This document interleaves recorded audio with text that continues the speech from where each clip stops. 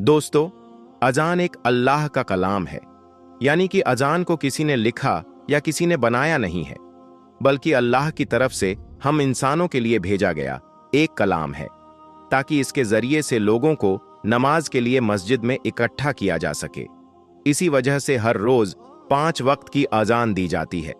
आज पॉलिटिक्स की वजह से भारत का माहौल कुछ ऐसा बन गया है कि जगह जगह पर लोग अजान पर एतराज करते हुए नजर आ रहे हैं। यह लोग शायद इस बात को भूल गए हैं कि जब अल्लाह का अजाब आता है तो फिर इंसान को संभलने तक का मौका नहीं मिलता और इंसान तबाह बर्बाद होकर रह जाता है। आज आपको एक ऐसे शख्स के बारे में बताने वाले हैं जो अजान से सख्त नफरत किया करता था, और यही नहीं, एक बार तो उसने अजान देने वाले को गालियां दी और तो और उसे थप्पड़ भी मार दिया और अजान भी बंद करा दी। फिर उसके बाद उस शख्स के साथ जो कुछ हुआ उसके बारे में जानकर यकीनन आप लोग भी हैरान और परेशान हो जाओगे। इसीलिए आज का यह वीडियो आप सभी के लिए बहुत ही खास है। आप हिंदू हों या मुसलमान, आप इस वीडियो को आखिर तक जरूर देखें और मेहरबानी करके कमेंट बॉक्स में अल्लाहू अकबर जरूर लिखें। दोस्तों, बहुत पहले की बात है, किसी पोस्ट पर एक बहुत बड़ा ऑफिसर था। एक बार किसी खास काम की वजह से उसका तबादला यानी उसका ट्रांसफर मुस्लिम इलाके में हो गया था। इत्तेफाक से उसको वहां पर रहने के लिए जो मकान मिला उसके करीब में ही एक मस्जिद थी जिसमें रोजाना 5 वक्त अजान दी जाती थी। एक दिन वह ऑफिसर अपने मकान के अंदर सो रहा था कि इतने में मस्जिद में फज्र की अजान होने लगी, यानी कि उसके कानों में अजान की आवाज जोर से पड़ने लगी, जिससे उसे ऑफिसर की आंखें खुल गईं। यह देखकर उस ऑफिसर को बहुत गुस्सा आया। इसीलिए उसने सुबह होते ही उस मुअज्जिन को यानी अजान देने वाले को अपने पास बुलाया और उससे कहने लगा कि कल से सुबह की अजान लाउडस्पीकर में मत देना, क्योंकि मेरा घर मस्जिद के करीब में है और सुबह अजान की वजह से मेरी नींद में हल पैदा होता है, यानी कि मेरी नींद खराब होती है। यह सुनकर अजान देने वाले मुअज्जिन ने कहा कि साहब, यह तो अल्लाह का कलाम है, इसको सुनकर तो सुबह सुबह दिल को सुकून पहुंचना चाहिए, और अगर मैं सुबह सुबह लाउडस्पीकर में अजान नहीं दूंगा तो जो बूढ़े बुजुर्ग लोग हैं उनकी आंख कैसे खुलेगी। और यही नहीं, बहुत से बूढ़े बुजुर्ग लोग ऐसे भी हैं जिनके पास वक्त देखने के लिए घड़ी भी नहीं है, या फिर उनको घड़ी में टाइम देखना नहीं आता है। ऐसे लोग तो सुबह सुबह अजान की आवाज सुनकर ही मस्जिद में नमाज पढ़ने के लिए आते हैं। और साहब, अजान की आवाज सुनकर आप भी जल्दी सुबह उठ जाया करो, इससे आपको भी बहुत ज्यादा फायदा होगा। सुबह सुबह जल्दी उठकर आप भी पैदल चला करो, इससे आपके जिस्म को भी काफी फायदा हासिल होगा। ऑफिसर तो मुसलमान के बारे में तरह तरह की बातें सुनकर उनसे पहले ही नफरत करता था, इसलिए वह फिर इस आदमी की ऐसी बातें सुनकर गुस्से में आकर कहने लगा कि मुझे ज्यादा समझाने की जरूरत नहीं है, और याद रखना, खबरदार, अगर तुमने कल लाउडस्पीकर से सुबह फजर की अजान दी तो तुम्हारी खैर नहीं। और ऐसे ही उस ऑफिसर ने अजान देने वाले को खरी खोटी सुनाकर भेज दिया, मगर उस अजान देने वाले ने उस ऑफिसर की बात पर कुछ खास ध्यान नहीं दिया। इसलिए फिर उसने अगले दिन भी सुबह फजर के वक्त लाउडस्पीकर से अजान दे दी। जैसे ही सुबह सुबह उस ऑफिसर ने अजान की आवाज सुनी तो गुस्से से लाल हो गया और वह फौरन उसे जान देने वाले के पास गया और उसको बुरा भला कहने लगा। और यही नहीं, गुस्से में उसने उस अजान देने वाले शख्स को थप्पड़ मार दिया और कहने लगा कि मैंने तुम्हें कल कितना समझाया था कि सुबह सुबह अजान की आवाज से मेरी नींद खराब होती है, इसलिए लाउडस्पीकर में अजान मत देना, लेकिन तुमने तो मेरी बात पर ध्यान ही नहीं दिया। बेचारा अजान देने वाला उस ऑफिसर को क्या कहता, वह तो थप्पड़ खाकर रोने लगा और दिल ही दिल में अल्लाह ताला से दुआ करने लगा, या अल्लाह, जिसने तेरी इस अजान को देने वाले बंदे पर जुल्म किया तो उसे अपने अजाब में डाल दे, उसे ऐसी सजा दे कि इसकी अक्ल ठिकाने आ जाए। जैसे ही मुअज्जिन की आवाज अल्लाह की बारगाह में पहुंची तो अल्लाह ने फौरन उसकी दुआ कबूल कर ली और उसी दिन उस ऑफिसर पर अजाब नाजिल हो गया, यानी कि उसी रात वह ऑफिसर अल्लाह की पकड़ में आ गया जिस दिन उसने अजान देने वाले को थप्पड़ मारा था। उस रात वो अपने घर में सोया जरूर था, मगर सुबह वह उठ न सका, क्योंकि उसी रात उसके जिस्म के आधे हिस्से पर लकवा मार गया, जिसकी वजह से उसके हाथ हिलने के काबिल भी नहीं रहे। उसके बाद उस ऑफिसर का काफी इलाज करवाया गया, मगर उसका वह मर्ज ठीक ना हो सका। यह देखकर ऑफिस वालों ने उसे नौकरी से भी निकाल दिया। अब उसके घर में जो मोटी रकम आती थी वह भी आना बंद हो गई थी। अब वह घर में पड़ा पड़ा अपनी बीवी को परेशान करने लगा और लड़ाई झगड़ा करने लगा। बेचारी बीवी उसकी खिदमत करती थी, उसे अपने हाथों से खाना खिलाती थी, उसके कपड़े बदलती थी, यानी कि हर तरह से उसकी देखभाल करती थी।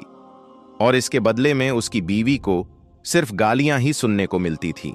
इसी तरह से कुछ दिनों के बाद उसकी बीवी भी उसे तंग आ गई और एक दिन उसकी बीवी ने अपने भाई को फोन कर दिया और कहने लगी, भैया, मैं इस इंसान से तंग आ चुकी हूं। पूरे दिन इसकी खिदमत करती रहती हूं, मगर ऊपर से यह मुझे गालियां देता है और मारता पीटता है। अब मैं यहां पर इसके साथ नहीं रह सकती हूं, इसलिए आप मुझे यहां से ले जाइए। यह सुनकर उसका भाई उसे फौरन लेने आ गया और फिर उस ऑफिसर की बीवी अपने मायके चली गई। इसी दौरान उस ऑफिसर के दूसरे हिस्से पर भी लगवा पड़ गया और अब उसके जिस्म का दूसरा हिस्सा भी काम करना बंद कर दिया। अब उसकी दोनों टांगें सीने से जा लगी थीं।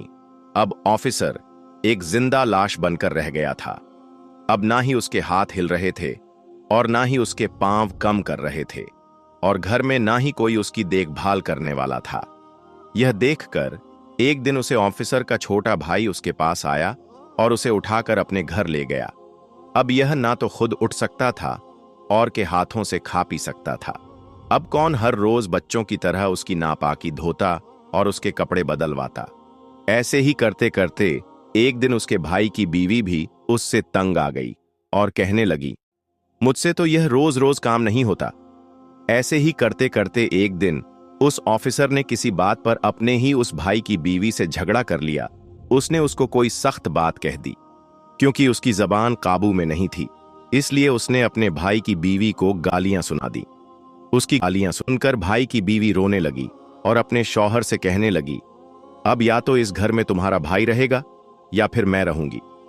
यह सुनकर भाई ने सोचा कि इस बीमार भाई के चक्कर में मेरी जिंदगी बर्बाद हो जाएगी, इसलिए क्यों ना इसी भाई को यहां से हटा दिया जाए। इसलिए फिर उसने अपने बेटों के साथ मिलकर गुस्से में अपने भाई की चारपाई उठाई और उसको ले जाकर सड़क के किनारे पर रख दिया। दोस्तों, उस वक्त सख्त गर्मी का मौसम था, इसीलिए थोड़ी ही देर में वह सूरज की गर्मी में तपने लगा और उसको पसीना आने लगा। अब उसे जोरों की प्यास भी लग चुकी थी, क्योंकि सुबह से उसने कुछ खाया पिया भी नहीं था। अब ऑफिसर अपनी चारपाई पर पड़े पड़े रो रहा था और कराह रहा था और कह रहा था कि कोई तो मेरी मदद करो, कोई तो मुझे पानी पिला दो, कोई मुझे खाना खिला दो। इत्तेफाक से उसी रास्ते से उसी मुअज्जिन का गुजर हुआ जिसे उसने थप्पड़ मारा था। उसने देखा कि सड़क के किनारे चारपाई पर एक सट्टा हुआ फरियाद कर रहा है। यह देखकर वह मुअज्जिन उसके पास गया। जैसे ही उसने उस ऑफिसर को देखा तो वह पहचान गया कि यह वही ऑफिसर है जिसने उसको थप्पड़ मारा था। यह देखकर मुअज्जिन हैरान हो गया और पूछने लगा, ए शख्स, तुम्हारे साथ ये क्या हो गया है? तुम तो एक बहुत बड़े ऑफिसर हुआ करते थे। वह ऑफिसर भी मुअज्जिन को पहचान चुका था और उसने पड़े पड़े ही मुअज्जिन के आगे अपने हाथ जोड़ दिए और कहने लगा कि मेरी बर्बादी उसी दिन शुरू हो गई थी जिस दिन मैंने आपको थप्पड़ मारा था। फिर उस ऑफिसर ने अपनी पूरी दर्द भरी कहानी उस मुअज्जिन को सुना डाली। उसने बता दिया कि उसी रात मेरे जिस्म पर लकवा पड़ गया था। उसके बाद से मेरी हालत बिगड़ते बिगड़ते आज मेरी हालत ऐसी हो गई है कि आज मेरे पास कोई खड़ा तक नहीं होता है। मेरे सब अपनों ने मुझे ठुकरा दिया है। इतना कहते कहते वह ऑफिसर फूट फूट कर रोने लगा। उसकी हालत देखकर उस मुअज्जिन को उस पर तरस आ गया। उसने उसको पानी पिलाया और उसके लिए खाना लेकर आया। फिर अपने हाथों से उसको खाना खिलाया और यही नहीं, फिर उसे उठाकर वह अपने घर भी ले गया और खूब अच्छी तरह से उसकी खिदमत करने लगा। उस मुअज्जिन उसे बताया कि तुमने अल्लाह की शान में गुस्ताखी की है, इसीलिए तुम सच्चे दिल से अल्लाह से माफी मांगो। यह सुनकर वह ऑफिसर सच्चे दिल से अल्लाह की बारगाह में रो रो कर अल्लाह से माफी मांगता रहा और साथ ही वह मुअज्जिन उसके हक में दुआ करने लगा। अल्लाह ने फौरन उनकी दुआ को कबूल फरमाया और कुछ ही दिनों की खिदमत के अंदर ऑफिसर पूरी तरह से ठीक हो गया और वह उठकर चलने फिरने लगा। सुभान अल्लाह। तो दोस्तों याद रखें, जो कोई जिस मजलूम पर जुल्म करता है उस पर फिर इसी तरह से अल्लाह का अजाब उतरता है। बाज मर्तबा इंसान अपनी औकात को भूल जाता है। आज हमारे पास वक्त है सही मायने में इंसान बनने का, अपनी औकात को याद करने का। हदीस पाक में आता है, हुजूर पाक सल्लल्लाहु अलैहि वसल्लम ने फरमाया है, ए औरतों, जब तुम बिलाल को अजान और इकामत कहते सुनो तो जिस तरह वह कहता है तुम भी कहो। अल्लाह तुम्हारे लिए हर कलमे के बदले 1,00,000 ने नेकियां लिखेगा और 1,000 दर्जात बुलंद फरमाएगा और 1,000 गुनाह मिटा देगा। यह सुनकर ख्वातीन हजरात अर्ज करने लगी, या रसूल अल्लाह सल्लल्लाहु अलैहि वसल्लम, यह तो सिर्फ औरतों के लिए है, मर्दों के लिए क्या हुक्म है? तो आप सल्लल्लाहु अलैहि वसल्लम ने फरमाया कि मर्दों के लिए यह 2 गुना है। दोस्तों, इसी बात पर कमेंट बॉक्स में सुभान अल्लाह जरूर लिख दें। दोस्तों, केला, जिसे आप बनाना भी कहते हैं, आप इसे जानते भी होंगे और इसे खाते भी होंगे। लेकिन क्या आप जानते हैं कि केला खाने से मानव शरीर को कौन कौन से फायदे होते हैं? यानी केला खाने के फायदे क्या हैं? इसके द्वारा हम कौन कौन सी बीमारियों का इलाज कर सकते हैं? केले को लेकर डॉक्टरों और हकीमों का क्या कहना है? आज की इस वीडियो में हम आपको इन्हीं बातों के बारे में बताने वाले हैं और साथ ही केला खाने से होने वाले 5 बड़े फायदों के बारे में भी बताएंगे, जिनके बारे में जानकर आप हैरान हो जाएंगे। दोस्तों, केला अल्लाह ताला की तरफ से हम इंसानों के लिए एक अजीब नेमत है। यह अल्लाह की तरफ से एक ऐसा प्राकृतिक और रेडीमेड फल है जिसे छिलके में इस तरह से पेश किया गया है कि यह पूरी तरह से सुरक्षित रहता है। मतलब आपको न तो केले को धोने की जरूरत है, न ही काटने की। बस इसे दुकान से खरीदें, इसका छिलका उतारें और फिर खा लें। केला नर्म होने की वजह से बच्चे भी इसे बहुत आसानी से खा सकते हैं और बड़े बुजुर्ग भी इस फल को आसानी से खा सकते हैं। यही वजह है कि केला हमारे पसंदीदा फलों में से एक है और हर कोई इसे पसंद करता है, क्योंकि केला खाने में भी बहुत स्वादिष्ट होता है, इसीलिए सभी को अच्छा लगता है। लेकिन इसके साथ ही बहुत कम लोग ऐसे होंगे जो केला खाने से होने वाले फायदों से वाकिफ होंगे। यानी आप में से बहुत ही कम लोग होंगे जो केला खाने के फायदे जानते होंगे। दोस्तों, सेब के बारे में कहा जाता है कि हर रोज 1 सेब खाओ और डॉक्टर से दूर रहो। यानी सेब के इतने ज्यादा फायदे बताए गए हैं कि इसके खाने से आपकी कई बीमारियां खत्म हो जाती हैं, जैसे वह कभी थीं ही नहीं। इसका मतलब यह हुआ कि सेब खाने से आपको डॉक्टर के पास नहीं जाना पड़ेगा और डॉक्टर से छुटकारा मिल जाएगा।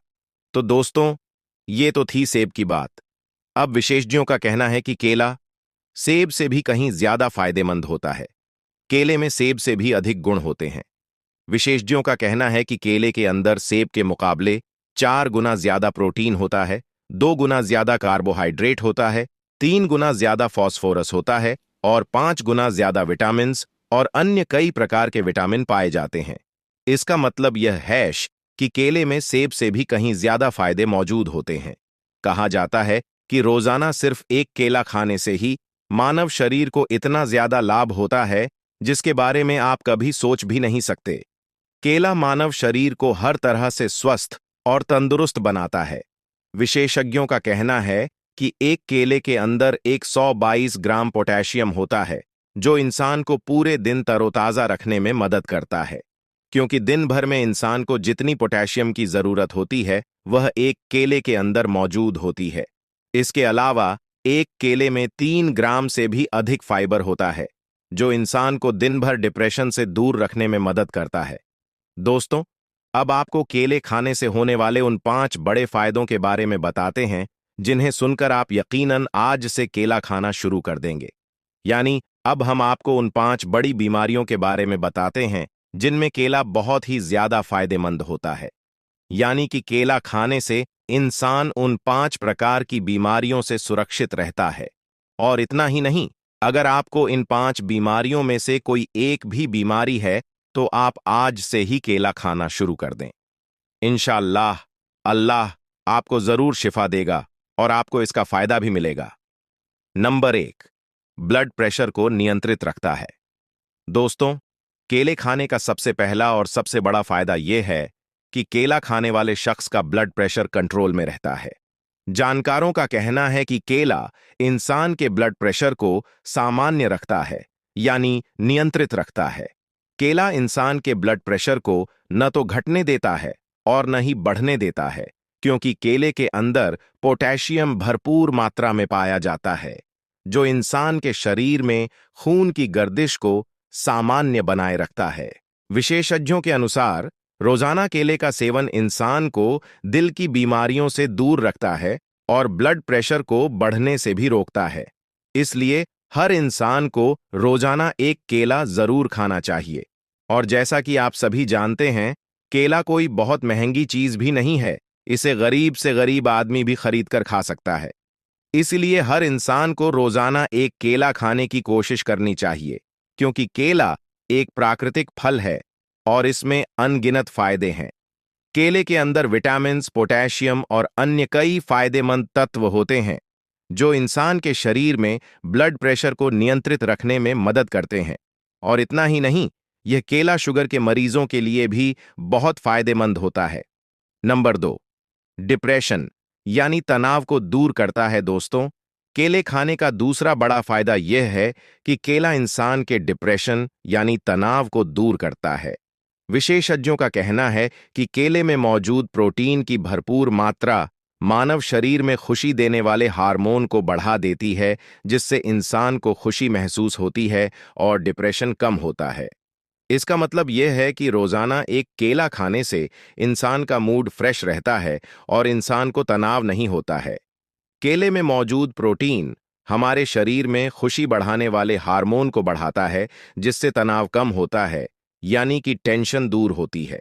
विशेषज्ञों का कहना है कि डिप्रेशन जैसी बीमारियों में केला एक बहुत ही लाभकारी चीज है, जो इंसान को डिप्रेशन से छुटकारा दिलाता है। नंबर 3, कब्ज को दूर करता है। दोस्तों, केला खाने का तीसरा बड़ा फायदा यह है कि केला कब्ज को दूर करता है। आजकल आपको हर जगह कब्ज के मरीज मिल जाएंगे और वे इस समस्या से परेशान भी होते हैं। विशेषज्ञों का कहना है कि केले खाने से आंतों की गति तेज होती है, जिससे कब्ज की शिकायत दूर होती है। और आप जानते हैं कि जब इंसान की कब्ज की समस्या दूर हो जाती है, तो वह बवासीर जैसी बीमारियों से भी बचा रहता है। खास तौर पर बवासीर की बीमारी पेट में कब्ज की वजह से होती है, जिसे केले का सेवन दूर करता है। इसलिए हर इंसान को दिन में 1-2 केले जरूर खाने चाहिए। नंबर 4, दिल के लिए भी बहुत फायदेमंद है। दोस्तों, केले खाने का चौथा फायदा यह है कि केला इंसान के दिल के लिए बहुत ही फायदेमंद होता है।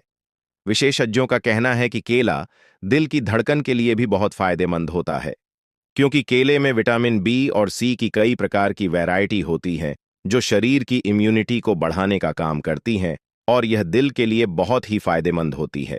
इसलिए हर इंसान को रोजाना 1-2 केले जरूर खाने चाहिए। और यह कोई महंगी चीज भी नहीं है, इसे हर परिवार आसानी से खरीद सकता है। नंबर 5, पेट के दर्द में फायदेमंद होता है। दोस्तों, ध्यान रखें कि केले में विटामिन B6 का भंडार होता है, जो शरीर में रक्त में ग्लूकोज के स्तर को नियंत्रित रखने में मदद करता है। इसके अलावा केला महिलाओं के लिए भी बहुत फायदेमंद होता है, खासकर जब वो माहवारी के दौरान होती हैं और पेट में दर्द की शिकायत हो। उस समय अगर महिला केला खाती है तो उसका पेट दर्द गायब हो जाएगा, क्योंकि केला पेट के हर तरह के दर्द को दूर करता है। इसके अलावा केला इंसान की याददाश्त को भी तेज करता है, यानी मानसिक बीमारियों में भी यह बहुत फायदेमंद होता है। इसलिए अगर आप अपनी याददाश्त को तेज करना चाहते हैं तो आज से ही केला खाना शुरू कर दें। इंशाअल्लाह आपको बहुत फायदा होगा। तो दोस्तों, केले खाने से इंसान को ये 5 बड़े फायदे मिलते हैं और वह इन 5 तरह की बीमारियों से हमेशा बचा रहता है। इसलिए अगर आप भी चाहते हैं कि आप हमेशा स्वस्थ और तंदुरुस्त रहें और इन 5 बीमारियों से बचे रहें, तो आज से ही केला खाना शुरू कर दें। और आप जानते हैं, यह कोई महंगी चीज नहीं है, इसे हर परिवार आसानी से खरीद सकता है। इसलिए आपको भी कोशिश करनी चाहिए कि आप रोजाना 1-2 केले जरूर खाएं। इंशाअल्लाह आप कई बीमारियों से सुरक्षित रहेंगे। दोस्तों, जैसा कि आप सभी को मालूम होगा कि इस वक्त अजमेर शरीफ में ख्वाजा गरीब नवाज की दरगाह को लेकर जोरों का विवाद चल रहा है।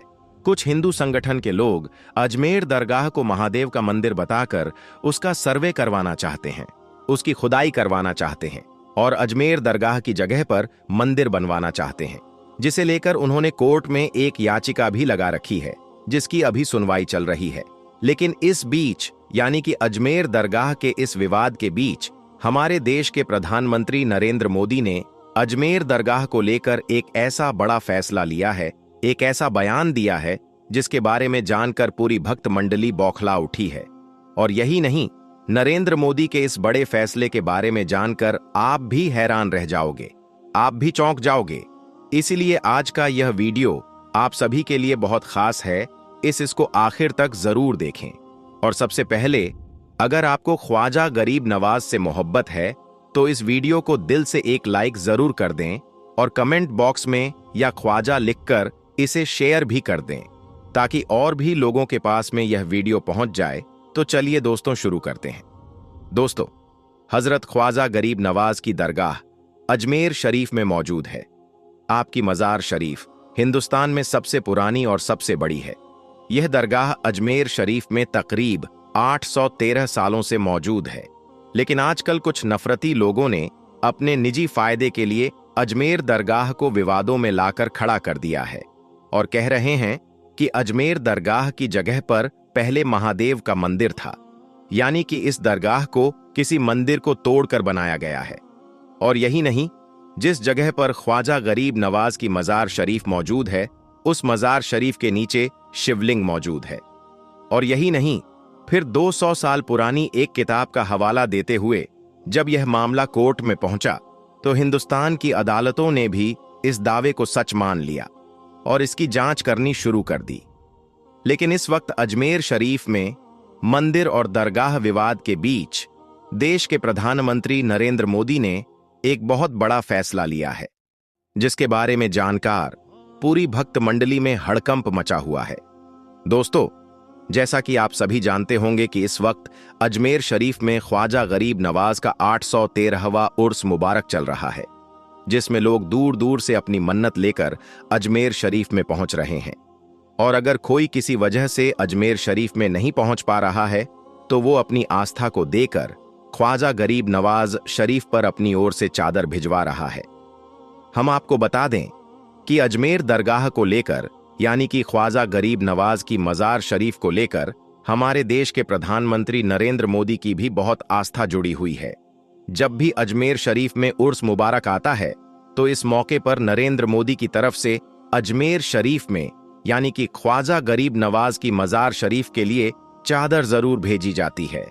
और ऐसा पिछले 11 सालों से हो रहा है, यानी कि नरेंद्र मोदी पिछले 11 सालों से अजमेर शरीफ में चादर भिजवा रहे हैं।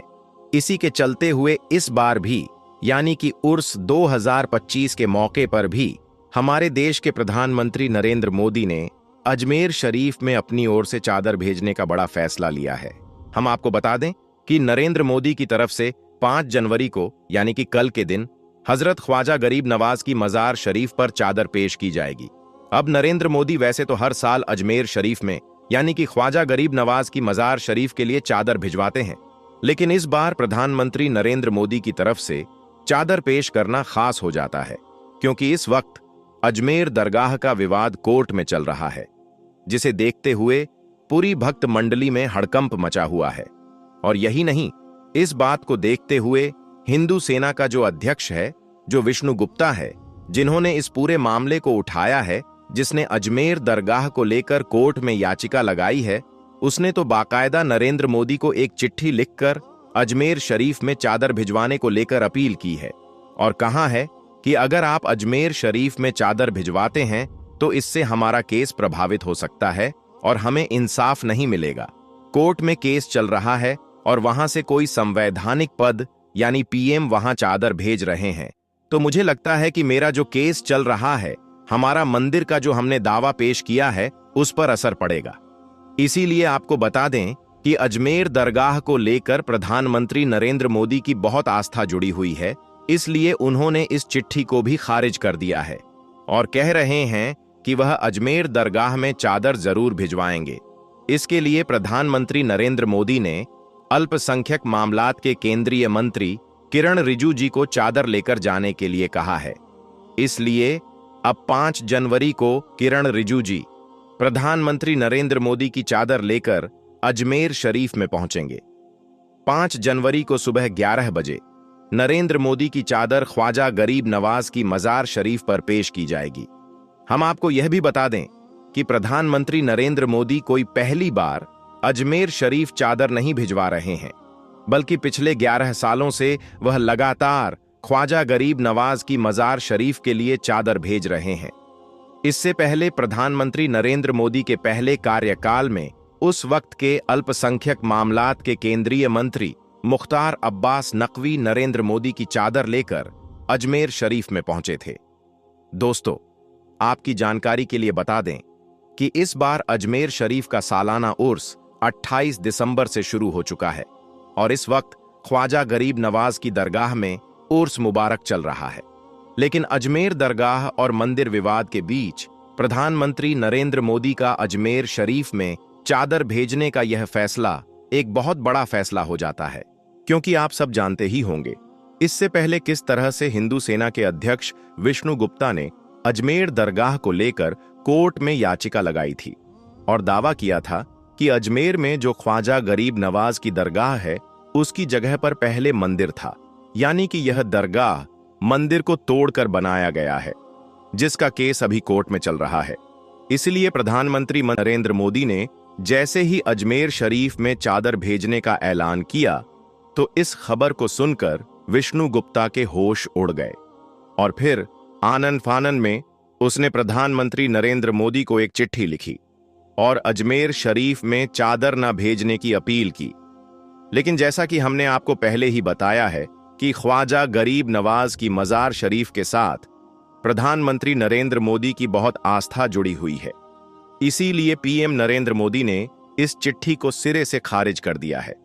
ऐसे में प्रधानमंत्री नरेंद्र मोदी का यह फैसला अपने आप में बहुत अहम हो जाता है। हम आपको बता दें, इससे पहले राष्ट्रीय स्वयं संघ के अध्यक्ष मोहन भागवत ने भी हर जगह पर मंदिर खोजने की बात पर ऐतराज किया था और खुले शब्दों में कहा था कि कुछ लोग अपने फायदे के लिए अभी यह नया काम करने लगे हैं जो कि सरासर गलत है। अब इसके बाद प्रधानमंत्री नरेंद्र मोदी के इस कदम से हिंदू सेना जैसे के हिंदू संगठनों को कहीं ना कहीं एक बहुत बड़ा झटका लगा है और अजमेर दरगाह को संकट मोचन का मंदिर बताकर जो लोग ख्वाजा गरीब नवाज की दरगाह की खुदाई करवाने की कोशिश कर रहे थे उनको कहीं ना कहीं बहुत बड़ा धक्का लगा है। यानी कि इस विवाद को पैदा करने वाले लोगों के मुंह पर नरेंद्र मोदी का यह फैसला एक बहुत बड़ा तमाचा है। दोस्तों, इस हवाले से आप सब यह तो जानते ही होंगे कि 20 दिसंबर 2024 के दिन अजमेर शरीफ की दरगाह को लेकर कोर्ट में सुनवाई की गई थी। हालांकि उस वक्त इस मामले को लेकर मुस्लिम संगठनों ने यह कहकर नहीं जताई थी कि इस मामले पर केंद्र सरकार को दखल देना चाहिए और केंद्र सरकार को इस याचिका को खारिज करने के लिए कहना चाहिए। हम आपको बता दें कि इसके बाद इस मामले अभी तक कोई भी तारीख नहीं दी गई है। लेकिन इसी बीच प्रधानमंत्री नरेंद्र मोदी ने अजमेर शरीफ में चादर भेजने का यह बड़ा फैसला ले लिया है और हर साल की तरह इस बार भी प्रधानमंत्री नरेंद्र मोदी की तरफ से ख्वाजा गरीब नवाज की मजार शरीफ के लिए चादर भिजवाई जाएगी, जो कि किरण रिजिजू 5 जनवरी को पीएम मोदी की चादर लेकर अजमेर शरीफ में पहुंचेंगे और सुबह 11 बजे उनकी तरफ से चादर पेश की जाएगी। इसके बाद बुलंद दरवाजे से प्रधानमंत्री नरेंद्र मोदी का संदेश भी लोगों को पढ़कर सुनाया जाएगा। दोस्तों, इन सब के अलावा हम आपको यह भी बता दें कि इस बार अजमेर दरगाह और मंदिर विवाद को देखते हुए अजमेर शरीफ में इस बार के उर्स मुबारक में सुरक्षा भी पहले से ज्यादा कर दी गई है। बताया जा रहा है कि पिछली बार से तकरीबन 1.5 गुना ज्यादा फोर्स अजमेर शरीफ में तैनात की गई है और जगह जगह पर कैमरों और ड्रोन की मदद से निगरानी रखी जा रही है। दोस्तों, इसके अलावा हम आपको यह भी बता दें कि अजमेर दरगाह को लेकर प्रधानमंत्री नरेंद्र मोदी ने अपने लोगों को यह भी सख्त निर्देश दिया है कि वह अजमेर दरगाह को लेकर कोई भी गलत टिप्पणी न करे क्योंकि ख्वाजा साहब के मज़ार शरीफ के साथ करोड़ों लोगों की आस्था जुड़ी हुई है। इसलिए अगर आप इसे लेकर गलत टिप्पणी करोगे तो इससे करोड़ों लोगों की आस्था को ठेस पहुंचती है। इसके अलावा मोदी सरकार ने अपने अधिकारियों को यह भी निर्देश दिया है कि वह अजमेर शरीफ में उर्स के मौके पर ऐसी जगहों की खास निगरानी रखें जहां पर सांप्रदायिक माहौल खराब होने का खतरा बना रहता है, और साथ ही इस बात का भी ध्यान रखें कि अजमेर में चल रहे उर्स के मौके पर कोई भी अफवाह ना फैलाने पाए, और अगर कोई ऐसा करता हुआ पाया जाता है तो उस पर सख्त से सख्त कार्रवाई की जाए। इसके अलावा अजमेर शरीफ में चल रहे उर्स के मौके पर सोशल मीडिया की भी 24 घंटे निगरानी रखी जाए। अगर कोई इस मौके का फायदा उठाकर सोशल मीडिया पर किसी भी तरह की कोई आपत्तिजनक पोस्ट करता हुआ पाया जाता है तो उस पर कड़ी कार्रवाई की जाए।